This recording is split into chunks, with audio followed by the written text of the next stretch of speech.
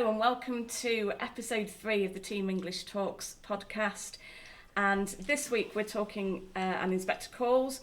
And before we dive into it, just a disclaimer just to let you know that we will be talking about the theme of suicide and rape within the context of the play. So I'm Miss Owens, and with us today we've got Miss Dales. Hello. Mr. Steele. Hello. Mr. Brough. Hiya. And Miss Freeze. Hello. Okay then, so it's a staple of the GCSE literature diet. I think some of us maybe have studied it when we were at school, and yet we still do it year after year after year. So, Mr. Steele, why do we teach in Inspector Calls? I'd be glad to answer this one, Miss Owens. And I think it's because we must remember this. That one Eva Smith has gone. But there are millions and millions and millions of Eva Smiths and John Smiths still left with us, with their lives, their happiness and fears, their suffering, all intertwined with our lives and what we think and say and do. We do not live alone. We are members of one body. We are responsible for each other. Stop. And I tell you that if man will not learn that lesson, then he will be taught it in fire and blood and anguish. I'm feeling Good the night. anguish. I think that's Mr. Steele's way of saying it's still relevant today. It's so Yeah. relevant today, and I think just teaching our students a little bit of empathy for our fellow man, and that we actually do live in a society where sometimes we do have to take care of those less vulnerable than ourselves, and sometimes considering what society puts on us in terms of a hierarchy in inverted commas, I think we need to. It gives us an opportunity to explore that with our students, definitely. And I don't know how Mr. Brough feels about this, but specifically, teaching something that's so ingrained within Bradfordian culture makes me proud as well. Absolutely. Yeah. You've got to. I think if you're from Bradford, you'll have seen the J.B. Priestley statue outside the Media Museum in town. He's kind of, one of Bradford's biggest exports. What have we got? J.B. Priestley, Gareth Gates, the Yorkshire Ripper. Gareth Gates. Yeah, I'd say that J.B. Priestley's really our big hitter, isn't it? He's probably the best of them, those three. I think he's definitely the best of the three, yeah. I think with an Inspector Calls as well, if we're talking about why or the writer's intentions, I think it's as obvious as it can get. He might as well have just smacked us around the head with a big stick and told us to be nice to each other, because that's literally what it is. And if you think about today's society with food banks, the cost of living crisis, NHS, it's that idea of shared responsibility. You help people out whether you know them personally or not, as a fellow human.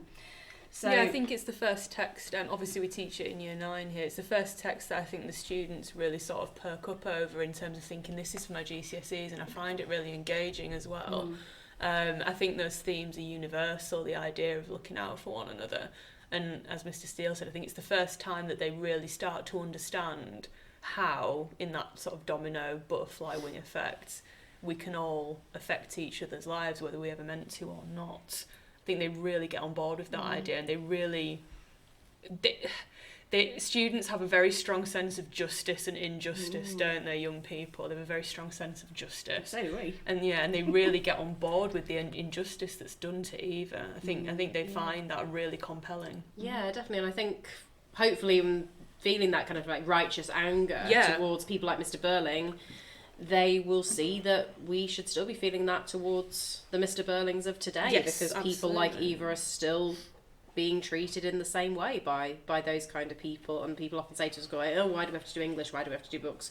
How's this relevant to our lives? Well, this absolutely is relevant to our lives, because we still see situations like this happening all the time. Just pick up a newspaper. Okay, so this brings us on to the first discussion of themes. So we're going to just focus on the theme of responsibility. And Ms. Dale, so who is, in your opinion, most responsible for the death of Eva Smith? I've got a bit of a controversial opinion on it, and I think it's inadvertent. I'm not saying it's intentionally the most responsible at all, but I'm going to go with Sheila. I'm going to go with Sheila, guys. Yeah, I mean, don't get me wrong, she accepts her responsibility better than any other character, but I think inadvertently she ends up causing the most damage early on. I am not defending Arthur Burling. He should be paying his workers a better rate. But he obviously sacks Eva. And at that point, she's still able to get work. She's still able to get a job. I'm just looking at the cold, hard facts here. And I think then when she goes and works at Millwood, you know, there's a lot of influenza about, and we understand that she picks up this job. It's quite lucky that she got it, but she gets this job at Millwood. It's a nice job. She's probably actually getting on better than she was at the works under Burling and enjoying it. And Sheila's action is so petty. Yeah. It is such a it's like whenever I think of Sheila getting Eva sacked, I think of somebody just swatting a fly. She does it without thinking. It is utterly mindless. But then at that point, Eva is unable to get a reference because somebody complained about her. And she's unable to pay away anymore. And I just think Sheila's action is so... I think it's so representative of people, we can relate to it. It's so thoughtless. All the other characters put thought into it. Yeah. You know, Arthur thinks about sacking her. She gets reviewed by Mrs. Burling's board. Gerald and Eric obviously do terrible things to her physically and emotionally, but there's thought and there's time spent over it. Sheila's action is but the action of a moment, and it's utterly devastating. My thing is that she says, you know, I felt rotten at the time. Even as I did it, love, why didn't you go back to the shop and say, you know what, made a bit of a mistake there? I think that's what makes hers so different, because it's so consciously and wantonly cruel. You know, what Arthur Burling does, you know, he sees it what Gerald does, business, what Eric does, that's what people did. You know, capitalists were slime balls, rich men were slime balls. You know, what Mrs. Burling did, that's what people of her ilk did. But what Sheila does is just so unnecessary and consciously cruel. And it's purely out of spite. It's purely out of jealousy. You know, it's not motivated by any of the other common motivations of the day. She's just spiteful, and that's what makes it so cruel. Yeah, it's like she atones the most for it. But I genuinely just think that if you're looking at it as a cold, hard chain of events, I just think hers is the most... That would have stopped the chain, wouldn't it? If she didn't do that, Eva probably would have carried on the job and it would have been fine and all that sort of stuff. So. Yeah, that's when it starts to get to the point that she can't really pull it back once she goes into that kind of visiting the palace bar kind of life. You could kind of argue that there's never really going to be any kind of hope for her after that because... Just the standards of the time. A couple of things. Isn't she shopping with her mum at the time? I mean, her mum's enough to wind anybody up, like where they take it out on everybody else. It's the fact that Sheila's action we? comes from her being annoyed at somebody else, and she doesn't have the emotional awareness at the time. She just doesn't see. She doesn't see Eva as a person, does she? I mean, the inspector kind of really goes for Gerald and Eric, saying they didn't see her as a person, they saw her as a thing. I just also Sheila think really it's the one that we as an audience can relate to. You know, we're not powerful employers like Burling, we're not the landed gentry like Gerald, but we can all relate to the idea of an offhand comment or a cruel remark or a really petty action that we've all done to somebody and given it not a moment's thought. Because we felt bad about ourselves. Because we felt bad about ourselves, or we were annoyed, or we'd had a bad day, and then suddenly you see this example from Sheila and you're like, oh my God, that I could have done that to somebody. Yeah. I could have easily done that to somebody just because I was having a bad day. And I think it just makes you sort of really consider that. Okay, thank you. Anybody else have any strong contenders for who's really to blame? Well, I think it's one of those things where it starts with Burling, doesn't it? You know, and if in the very beginning he just agreed to pay his workers a decent living wage, then, you know, we wouldn't have been in this situation at all. You've fully convinced me, Miss Dales. You know, I think the argument for Sheila and the fact that it's so inconsequential is a great one. But for me, coming into this, it was always going to be Arthur Burling. You know, it all started with him, and if he'd have just put his pride aside and thought about people instead of profits, then... If he'd brought his children up better as well, to treat other people better. And there's an element, I mean, when I think about this question, I often feel like Mrs. Burling is one of the most responsible, because again, what she does is so consciously cruel. But then I think you have to think about the sort of hierarchy in society at the time.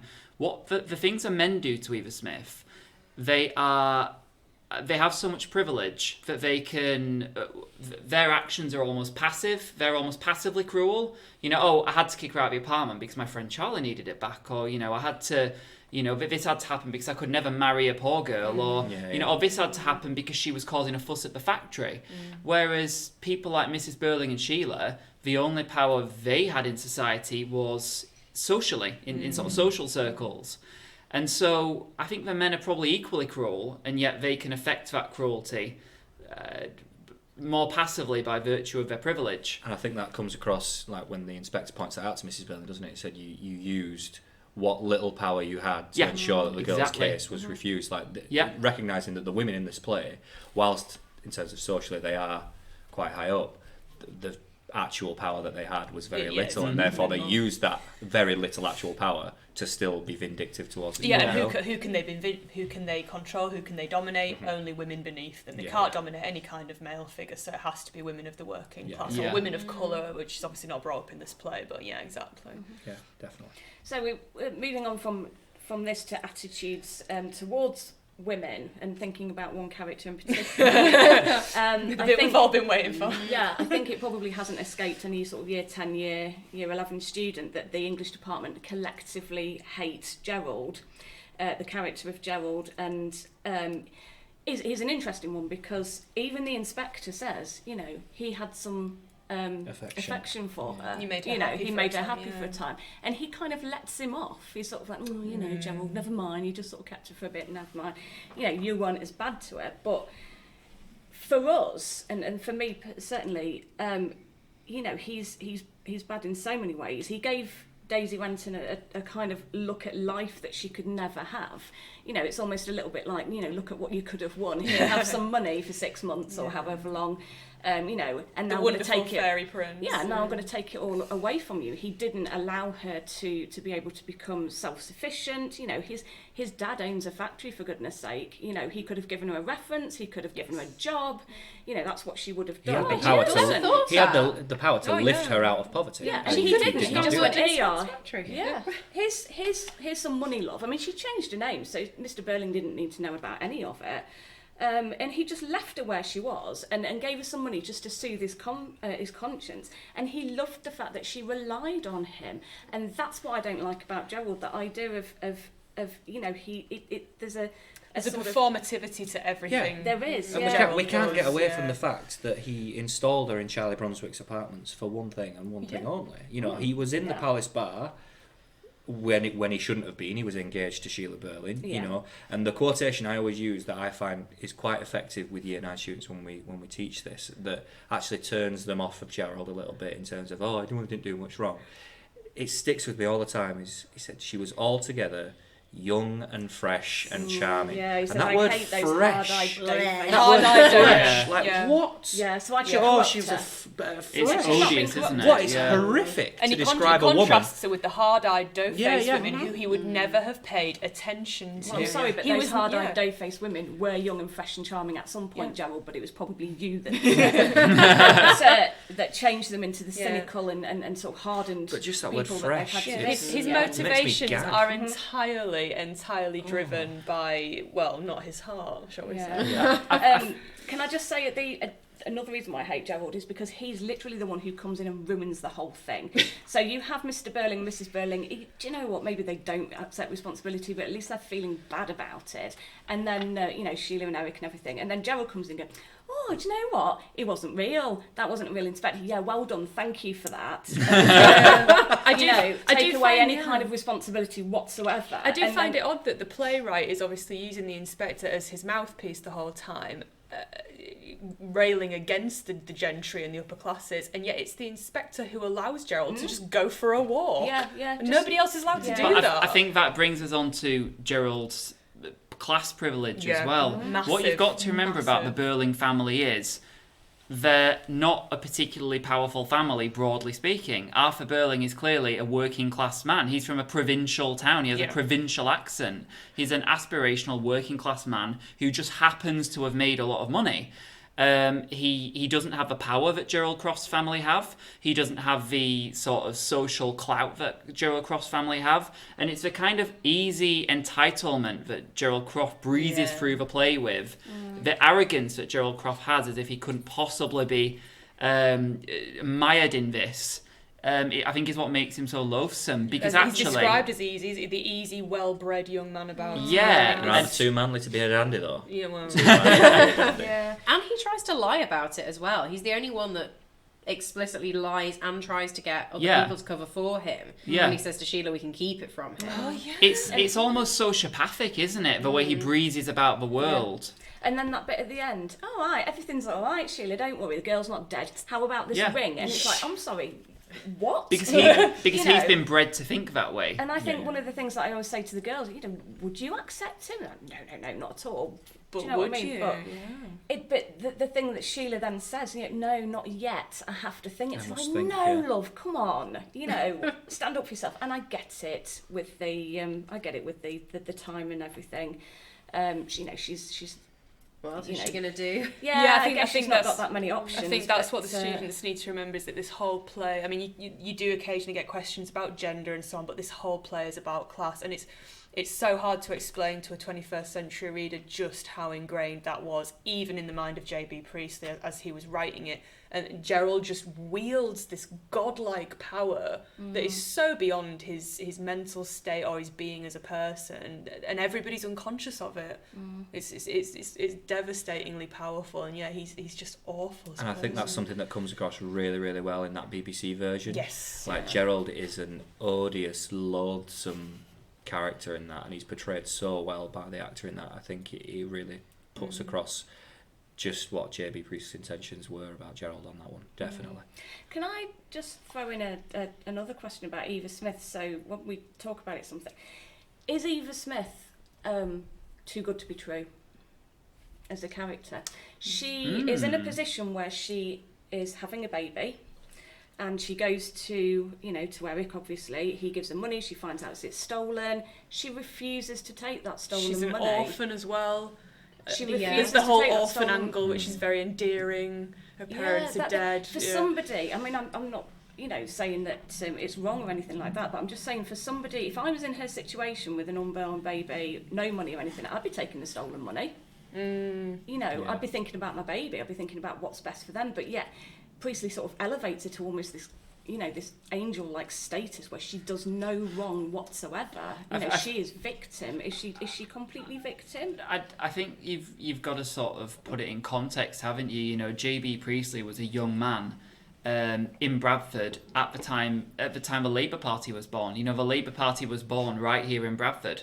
And J.B. Priestley was a young sort of middle-class man from Manningham, and sort of he and other young men his age were very much sort of swept up in that kind of movement, and that it's around the time of the Russian Revolution, and there were revolutions happening across Europe, and so I think these kind of communist ideals are sort of elevating the worker and giving them almost divine status. One of the sort of principles of the Bolsheviks was denouncing religion. There is no God.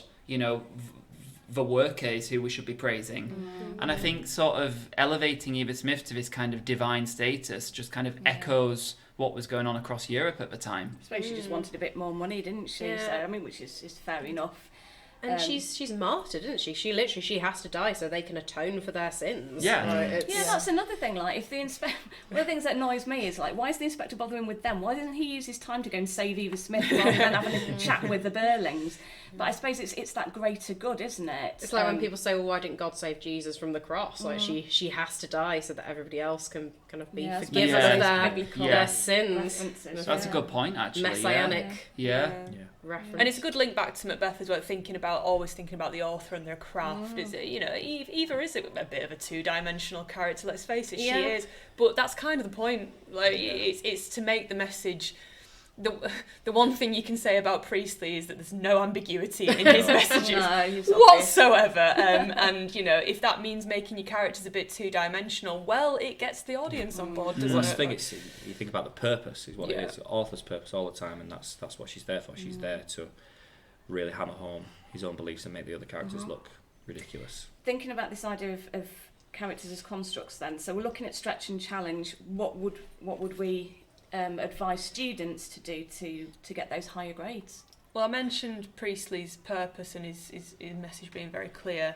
The thing that I like about Priestley's plays is the stage direction, because when you start reading more literature and you read more plays, you'll realise that not all playwrights are so specific as, Priestley is the most prescriptive playwright ever. When you read that opening stage direction, it's a paragraph long. It describes the household in absolute He knows how he wants his audience. He knows to exactly what he react. wants. And for me, that the whole point here is that we are writing about a play. It's designed to be watched, and you've got these wonderful stage directions all the way through. Every time you get an extract, there will be stage direction in it in Inspector Calls, because it's just constantly there.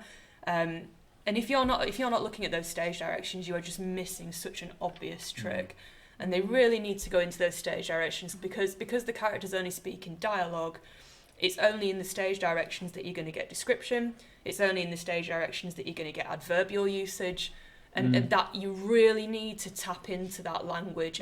So, for example, the inspector massively taking control. Yeah. Like, it's right there in square brackets, leaping out at you from the page. You must attack those stage directions. I like the entrances and the exits. Yeah. As well. It's the, Mr. Burling is not allowed to finish his speech, because it's almost like, he gets interrupted by the inspector ringing the doorbell, and it's almost as if this is Priestley saying, right, that's enough of that rubbish. Yeah. And the lighting and everything. And yet the inspector is allowed to finish his with a flourish and then say good night. Yeah. And it's just Yeah. they are to go, and staring guiltily, dumbfounded. They are such precise stage directions. You could, not that you should, but you could analyse the entire play based only on the stage directions, with the description of the characters, the description of where the Burlings live, and then the start and end. You could do it. Yeah. Purely and on the that. structure, when you talk about the start and end as well, the structure of the play, that cyclical structure with the second inspector, which we would always advise people to write about. The denouement at the end. Priestley actually says, I'm surprised people say, take much notice of the first inspector. It's the second inspector you need to be looking at. We'll move on to that in a moment. But so structural analysis of stage directions. Anything else? I think I want to touch back on what Mr. Brough said earlier about looking at our characters in a bit more depth. I think the nuance of the characters. I think sometimes our students fall into the trap of just being like Mr. Burling, bad businessman, blah blah blah, capitalist, all that sort of stuff. But I think you need to look at the fact that both him and Mrs. Burling are incredibly insecure characters, insecure in their social status. That he's constantly. Referencing the knighthood. Referencing the knighthood, trying to suck up to Gerald, almost like, I have a feeling that your mother feels that you might have done better for yourself socially. He's really sort of insecure in his position as a wealthy man, and that's because he's part of the nouveau riche. Right? He, as Mr. Brough pointed out earlier, he came from a working class background and he made his money. He's a self-made man, more or less. Yeah, these days he'd be driving around in a Range Rover. Yeah, well, exactly. You just know it, wouldn't you? And he feels like he's not part of that exclusive members club because he hasn't yet got the knighthood. And I think that's something that you really need to look at if you talk about one characters. of my students in their mock exam talked about responsibility and said, a good point about Mr. Burling says, I give thousands. Which makes us feel like, he feels really bad and everything, but he's done it for the wrong reasons. The only reason why he's sorry is because he's not getting the knighthood. It's not that he's suddenly realised, this poor girl is dead and it's my fault. Because it impacts on him, then he starts to care about it. And again, tracking the characters and the nuance, it's not just Arthur Burling. Look at Sheila at the start. She's not as naive as she wants people to think she is.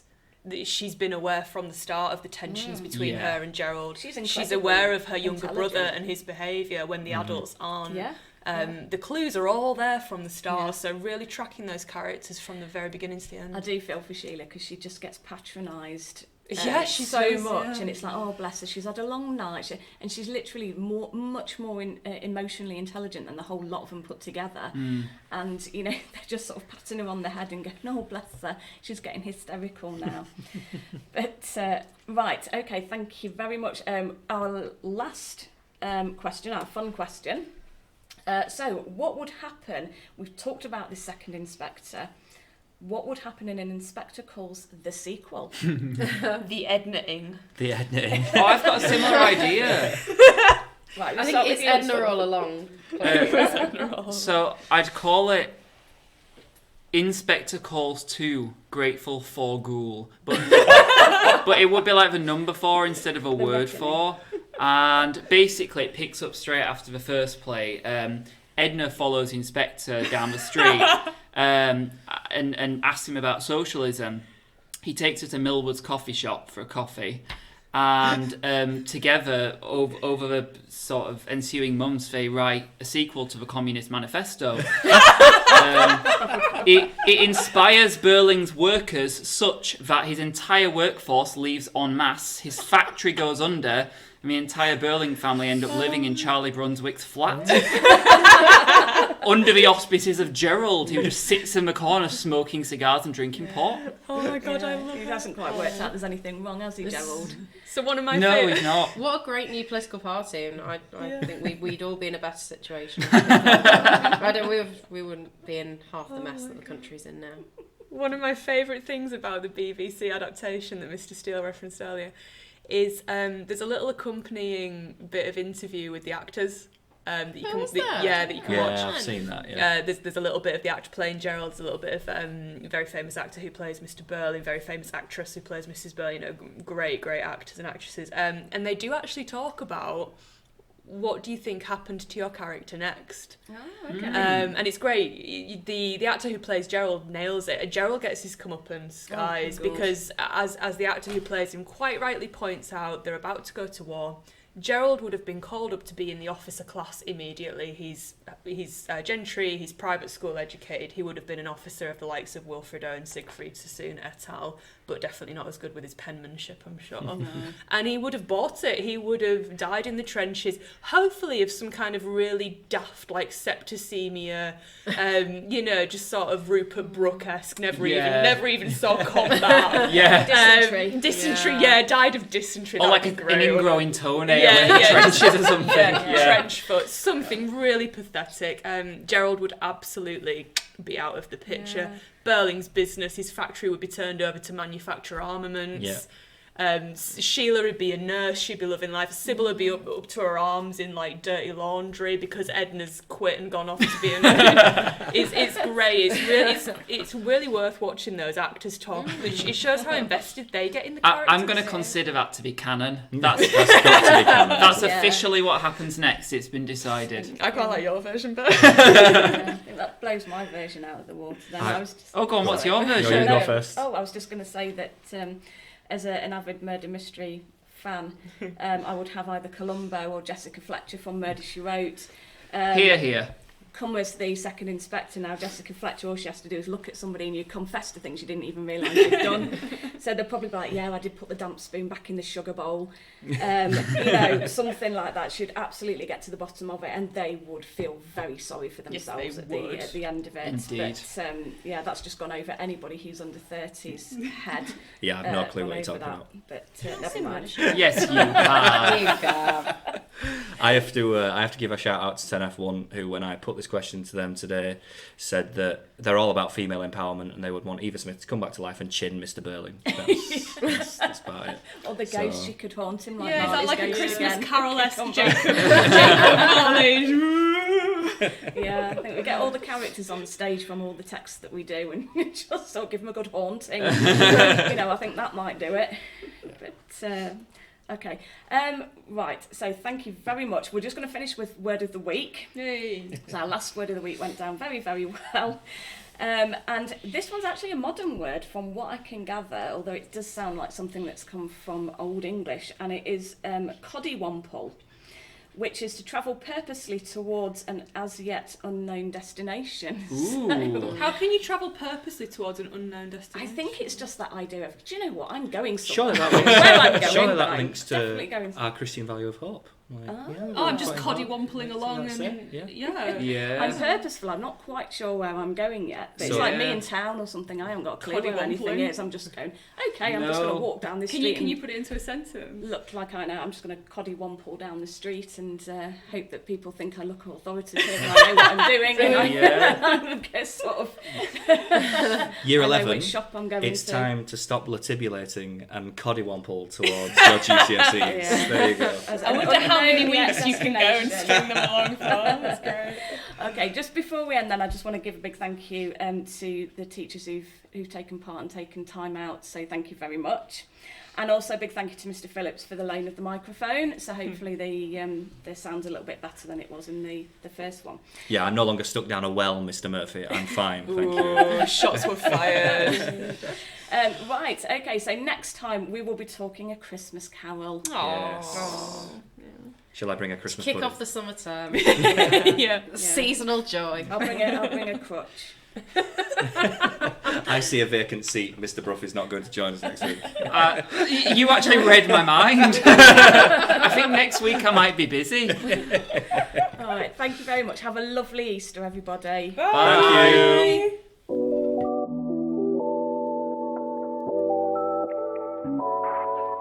you.